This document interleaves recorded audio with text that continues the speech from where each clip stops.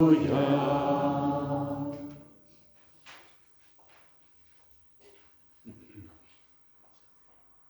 ton serviteur, que ton visage s'illumine. Apprends-moi tes commandements. Alléluia, Alléluia, Alléluia, Alléluia, Alléluia, Alléluia.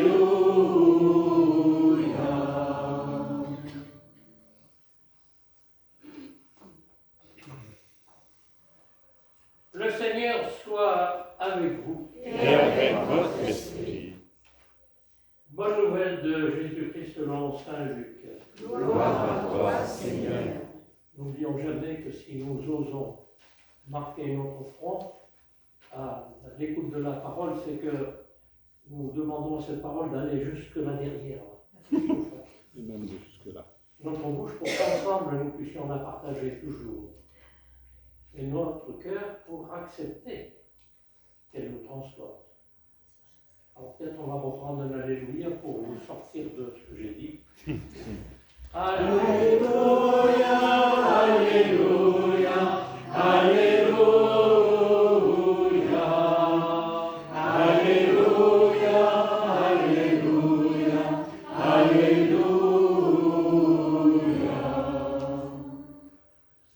En ce temps-là, de grandes foules faisaient route avec Jésus. Il se retourna et leur dit: si quelqu'un vient à moi sans me préférer à son père, sa mère, sa femme, ses enfants, ses frères et sœurs, et même à sa propre vie, il ne peut pas être mon disciple. Celui qui ne porte pas sa croix pour marcher à ma suite ne peut pas être mon disciple. Quel est celui d'entre vous qui, voulant bâtir une tour, ne commence pas par s'asseoir pour calculer la dépense et voir s'il y a de quoi aller jusqu'au bout? Car si jamais il pose les fondations, n'est pas capable d'achever, tous ceux qui le verront vont se moquer de lui. Voilà un homme qui a commencé à bâtir et il n'a pas été capable d'achever. Quel est le roi qui, partant en guerre contre un autre roi, ne commence pas par s'asseoir pour voir s'il peut, avec 10 000 hommes, affronter l'autre qui marche contre lui avec 20 000? S'il ne le peut pas, il envoie, pendant que l'autre est encore loin, une délégation pour demander les conditions de paix. Ainsi donc, celui d'entre vous qui ne renonce pas à tout ce qui lui appartient ne peut pas être mon disciple. Acclamons la parole de Dieu.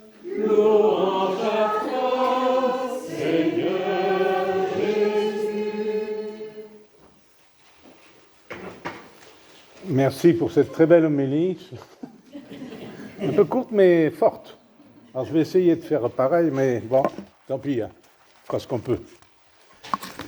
Et d'entrée de jeu, moi je dis que quoi? Eh oui, que je ne peux pas être ton disciple, Seigneur. Et j'en suis bien désolé. Je ne peux pas tout laisser comme ça, moi. Hein. Vous, peut-être. Peut-être que oui, peut-être que non. En tout cas, moi, je n'y arrive pas. Et ça me blesse. Ah, quand même, Jésus, t'exagères. Je fais des trucs, quand même. Et puis, bon, comment faire? Bien gentil de dire ça. Moi, je n'ai pas envie de construire une, je sais pas quoi, ce que tu demandes, une tour. Je n'ai pas envie non plus de faire la guerre aux Russes ou aux Ukrainiens. Je ne suis pas Poutine, moi. Alors, t'es quoi, toi? Je sais pas. Je sais pas, mais je sais aussi. Je sais que je ne fais pas le bien que je voudrais, souvent le mal que je ne voudrais pas, comme on dit au début de l'Eucharistie parfois. Je sais que je vieillis, que je découvre avec étonnement. Je sais que c'est pas moi, c'est lui. Et j'ai envie de lui dire ça encore. Parce que, après avoir dit que je peux pas être ton disciple, tu vois bien, je suis nul.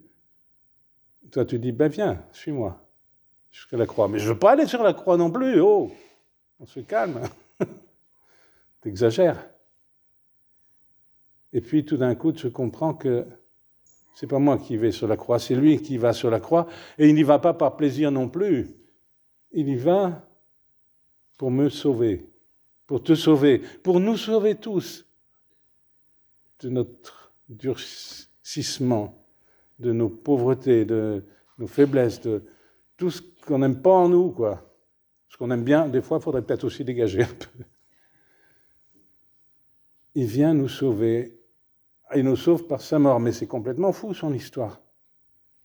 Nous croyons en un Dieu fou. Écoute ton cœur. Écoute ce qu'il te dit au creux de ton cœur.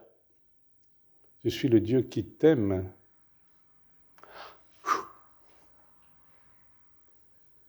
Je suis le Dieu qui t'aime. Je suis le Dieu qui te veut heureux parce qu'il t'aime. Il n'arrête pas de nous le dire. Alors si on est là, c'est bien pour ça, en effet, et en même temps, voilà, nous sommes en même temps.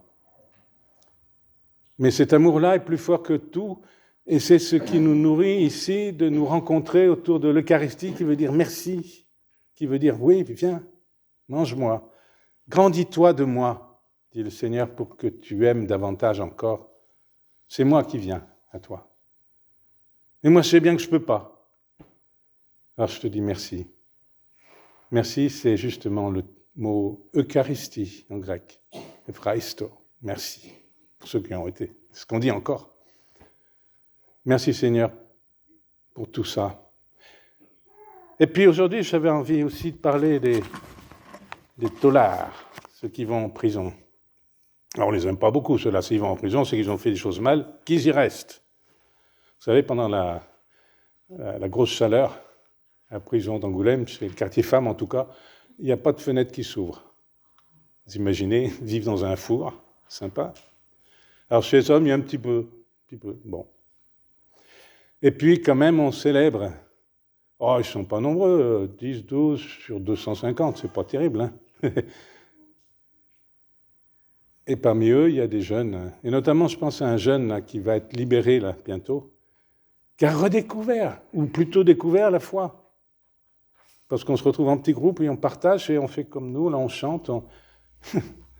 C'est marrant de voir ces grands gaillards, ces voleurs, je ne sais pas ce qu'ils ont fait, je ne veux pas le savoir, ces hommes marqués par la bêtise, la folie de ce qu'ils ont fait, et puis de la punition.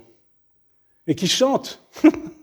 Des mecs à 20, 30, 40, 50, 60 ans qui chantent « Alléluia, Marie, je t'aime, Jésus, je t'aime ». On ne voit pas ça souvent, hein. Si, à la messe quand même. Mais ce n'est pas des voleurs à la messe, j'espère. C'est dans les prisons. On les laisse dans les prisons. Alors voilà, donc il y a un jeune qui doit sortir. Je crois qu'il est sorti aujourd'hui. Et puis, il avait découvert ça. Et il disait « Ah, j'aimerais bien. Est-ce que je pourrais revenir le dimanche à la prison ?» C'est rare qu'on demande à revenir quand on a été taulard. Alors peut-être qu'on pourra faire un truc, peut-être que certains sont sensibles à ça, et puis de temps en temps célébrer avec quelques-uns, comme on fait là-bas, c'est-à-dire on partage, et puis on se réjouit, et puis on chante, même fort. Et les gens vont dire, ils sont fous maintenant, ma campagne, ou là-bas, la Grande Carène. Non. C'est là, vous voyez, eux, les taulards, comme moi. Enfin, je ne suis pas taulard, mais un peu quand même. Pas loin. Je ne vaux pas mieux, en tout cas. Il me dit, ouais, tu as dû prier à mes yeux, dit le Seigneur. Ouf.